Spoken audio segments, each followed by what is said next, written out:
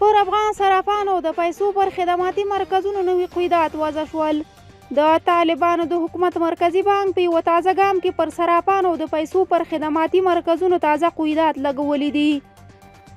دا نوي قیوداتو له مخې که په کابل، هرات، کندهار او بلخ ولایتونو کې څوک د صرافۍ یا پولي خدمتونو د مرکز جواز اخلي 50 میلیون افغانۍ مالی سرچینې باید ولري. په نورو ولایتونو کې دغه کاروبار لپاره 10 میلیون افغانۍ مالی سرچینې شرط شوي دي. سربیره پر دې باید د یادو جوازونو د ترلاسه کولو لپاره مالی کاروباریان 15 میلیون افغانۍ افغانستان بانک ته په تضمین کې کیږدي.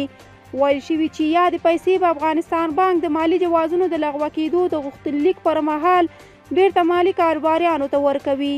په تازه بدلونونو کې طالبانو د صرافۍ او پولي خدمتونو د جواز ترلاسه کولو د جواز لګښت 2 لکه افغانۍ ټاکلی دی.